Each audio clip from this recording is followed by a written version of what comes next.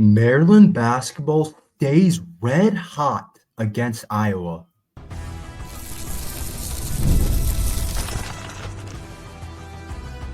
You are Locked On Terps, your daily podcast on the Maryland Terps, part of the Locked On Podcast Network. Your team every day. What's up, everyone? I'm Tre Moore, host of Locked On Terps for the Locked On Podcast Network, your team every day. So thank you for making us part of your day. And I'm also doing work at Inside Black and Gold. So make sure you guys head over to insideblackandgold.net for all your latest Terps news. And today's episode is brought to you by FanDuel. Right now, new FanDuel customers can get $150 in bonus bets if your first $5 bet wins. So make sure you guys head over to FanDuel. Maryland basketball stays extremely hot at home against Iowa. Another great win for Maryland basketball, a dominant win against a team that we were better than. And it's good to see us beating teams that we should beat, as Maryland beats Iowa 75-101. A really big time performance offensively from the Maryland Terrapins. To put up 100 points against a Big Ten team, that's no easy thing to do. That's no small thing. Putting up 100 points against a Big Ten team doesn't really happen. Like, that's something that rarely is going to happen. Like, you might get 100 when you're playing a lower level team, some of the teams that Maryland was beating up earlier on in the season. But to put 100 on an Iowa team, that's pretty impressive for the Maryland Terrapins. Even if you're going to say Iowa's not the best team, even if you're going to say they're having a down year, even if you're going to say they're not good defensively, you can say a lot of stuff about the Iowa Hawkeyes. But the fact that Maryland put up 100 against them is truly something special. And we got to appreciate this, because last year, if we could have had a team or had a game where we put up 100 points, we would have been believed that that could never happen. We would have thought that's something that was extremely unlikely.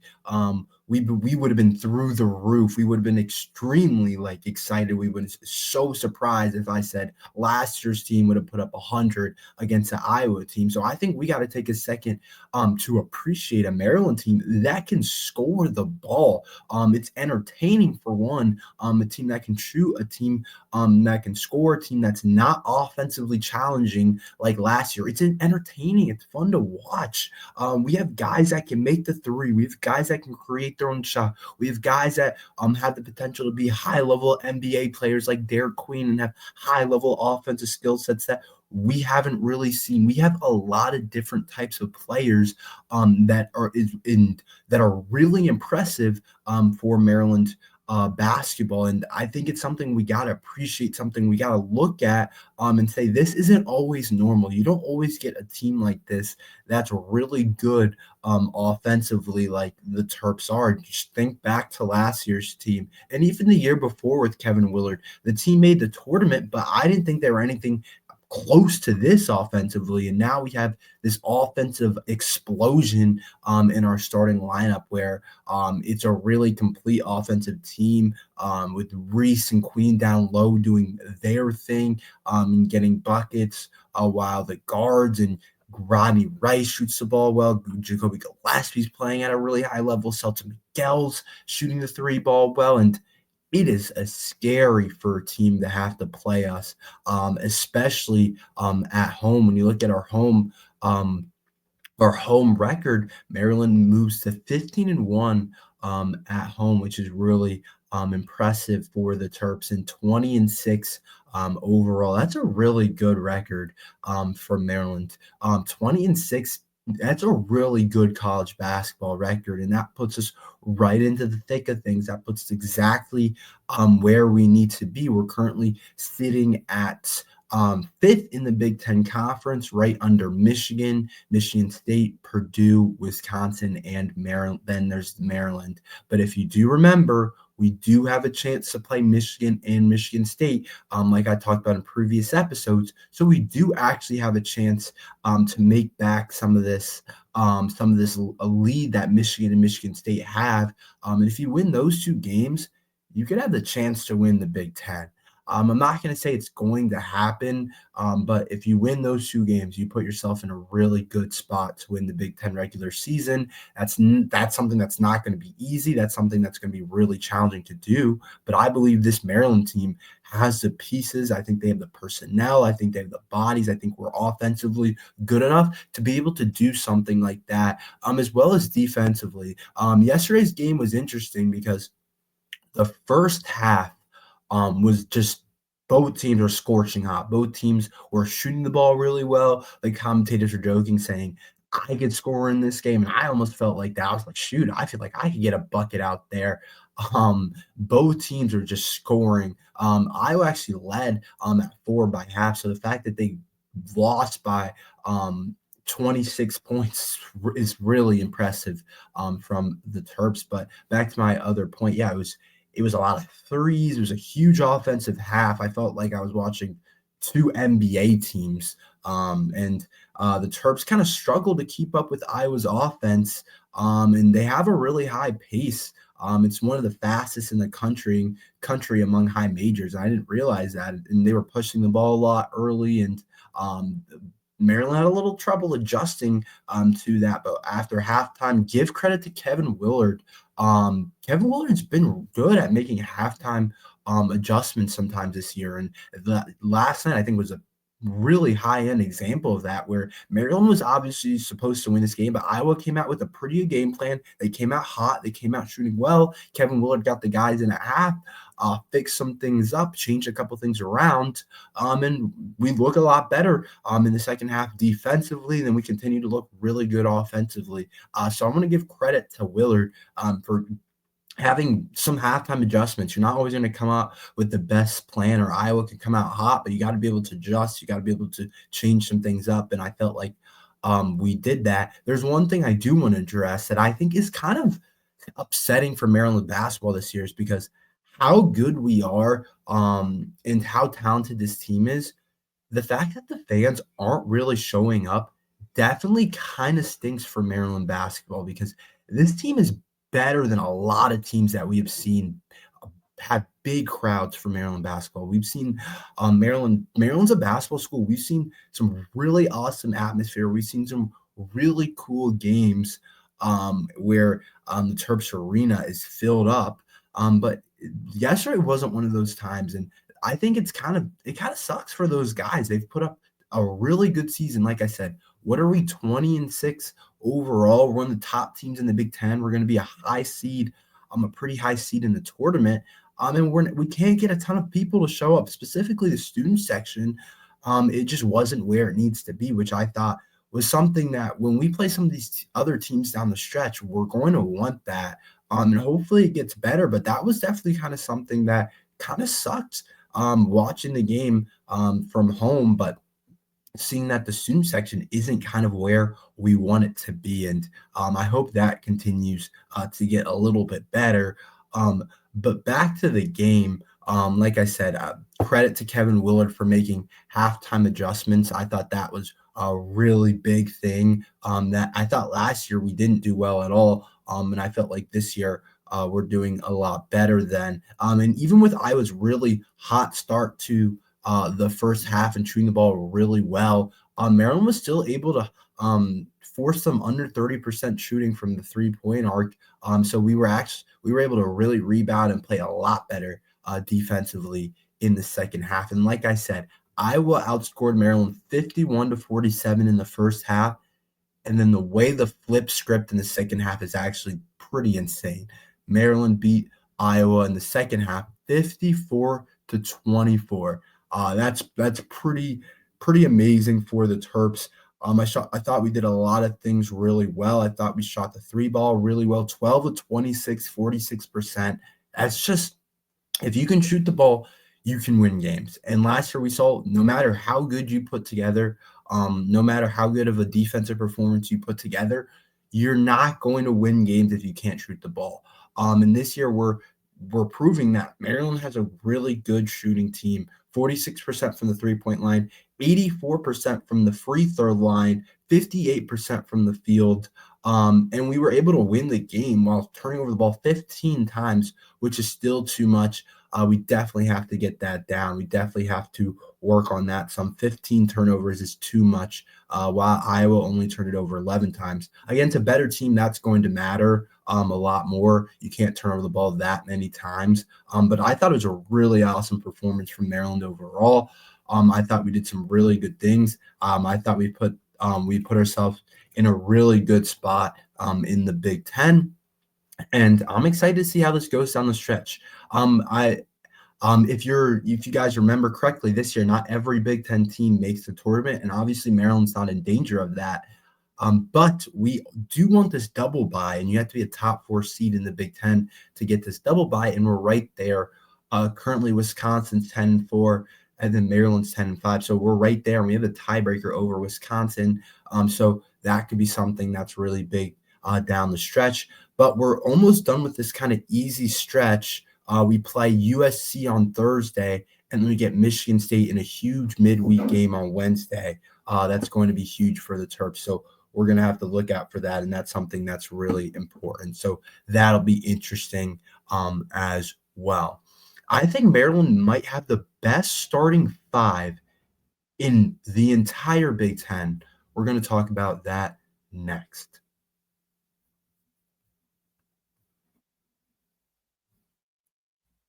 When the game tips off, the NBA action is just getting started, and there's no better place to get in than FanDuel, America's #1 sports book. Because with FanDuel, you can place live bets throughout the game. So even if you miss the opening tip-off or want to bet on a fourth quarter comeback, you can stay in the action. And if you're looking for a bigger payout, you can even combine your live bets into the same game parlay.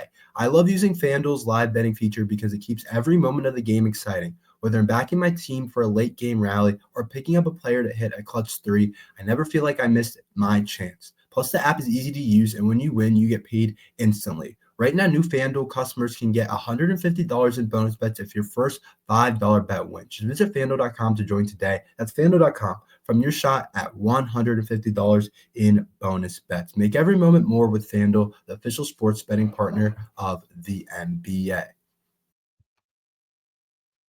Maryland's starting 5, I think, is the best unit in the Big Ten.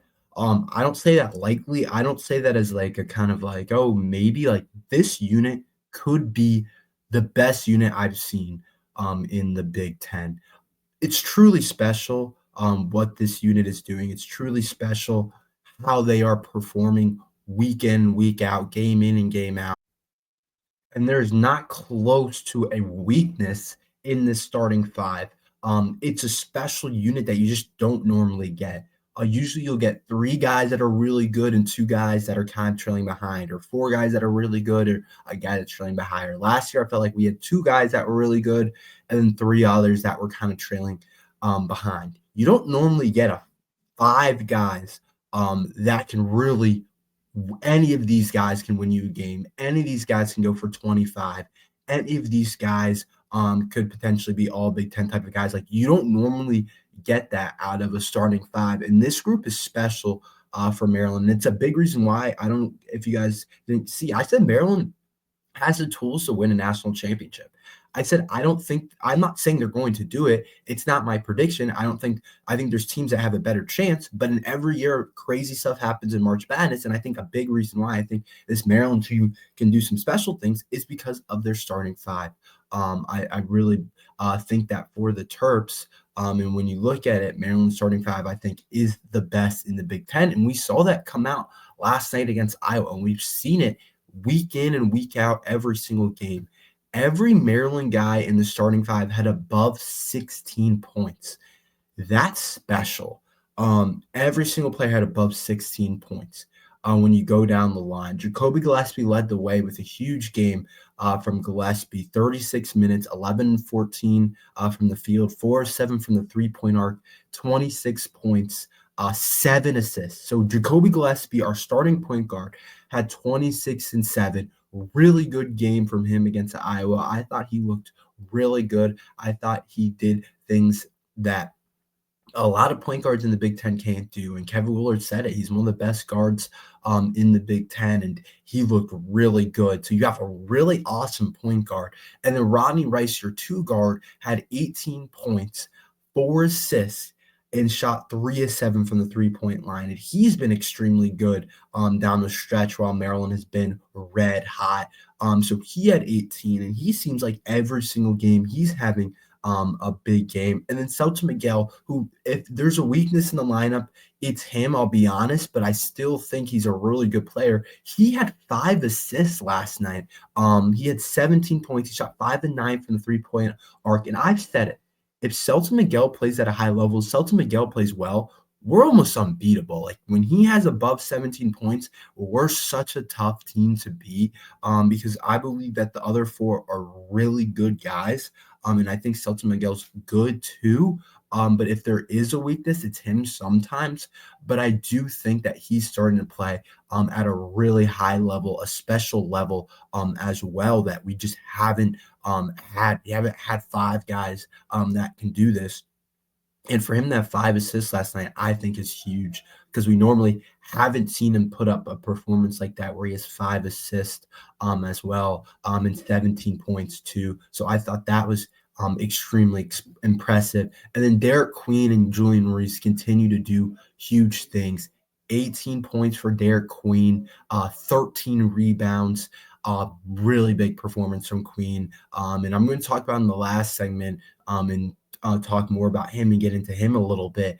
But he had a slow first half, but he came out big in the second half. And then same thing with Julian Reese, a double-double for both your bigs, 16 and 12 for Julian Reese, which I thought was really awesome too. 30 minutes played by him. And so you just have this, and it's not like a fluke type of thing. Like each 5 guy is extremely talented. Each 5 guys are really good college basketball players. Not like, Bronny Rice dropped 19, but he doesn't usually do that. Like these guys are doing this game in and game out. Like we can go to other games, and they're doing the same exact thing. I don't even want to pull it up because you guys already know.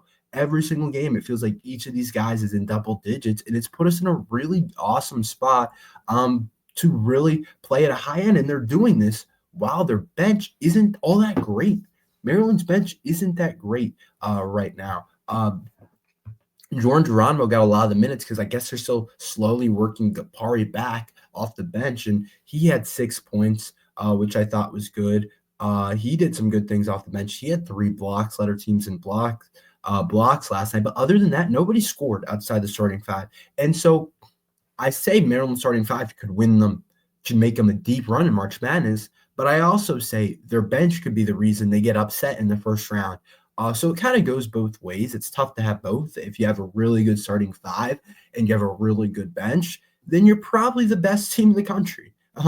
That's usually what it is. And if you're not, then if you don't have some of both, then you probably have some type of weakness. So I think Maryland's doing some really good things with their starting 5. I think they gotta figure out the bench. I like our bigs off the bench. Like I like Gapari and Geronimo, but I'm not convinced about Deshaun. Jay Young, I thought had a really good stretch, but he started to slow down. And I think we're having some trouble just getting the starters some breaks. Now the starters are playing really high level, so it's okay. But it's not something you want to depend on.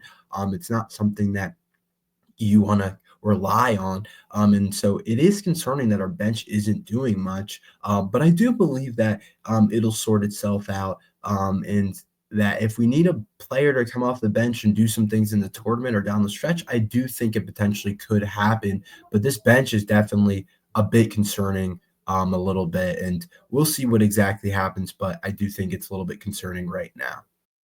But right now, name a starting 5 in college basketball that's better than the Terps. I don't know if you can, or in the Big Ten, excuse me. I think there's a couple in college basketball. Like I think Auburn probably does. I think Duke probably does. Like there's a couple. But in the Big Ten, I don't know if there's a group. I think there's much deeper teams than the Terps, but I don't know if anyone has a 5. In the Big Ten analysis, we're saying this, our analysts, excuse me, were saying this too.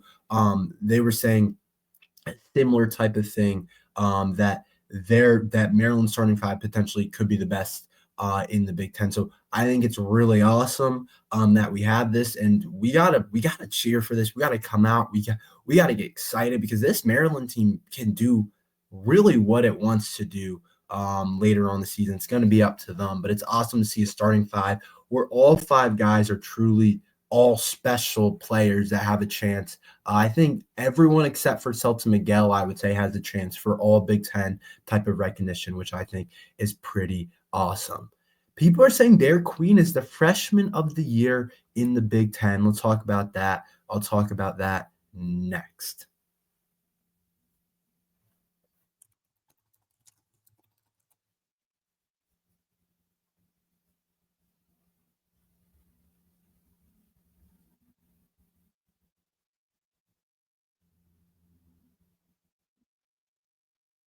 So to me, Derek Queen's the freshman of in the a freshman of the year in the Big Ten. And I think he's kind of running away with it. I think for a while I thought it was going to be extremely hard for Derek Queen to win it, and I didn't think he was going to win it. I came on here and said it'll be Ace Bailey, it'll be Dylan Harper, it'll be one of those two guys. And I think as we've gone on, I think it's become more and more obvious and more clear that Derek Queen is the freshman of the year in the Big Ten. Those guys have put up together really good seasons, but what Derik Queen's been doing late is truly special. And then some of it, you got to win some games, I feel like. I feel like if you're the Big Ten freshman of the year and it's a close battle, you're going to choose the guy who's on the better team, the guys that's on the winning team. And Maryland has the winning team. And I know there's some other good freshmen. The kid at Illinois is pretty good.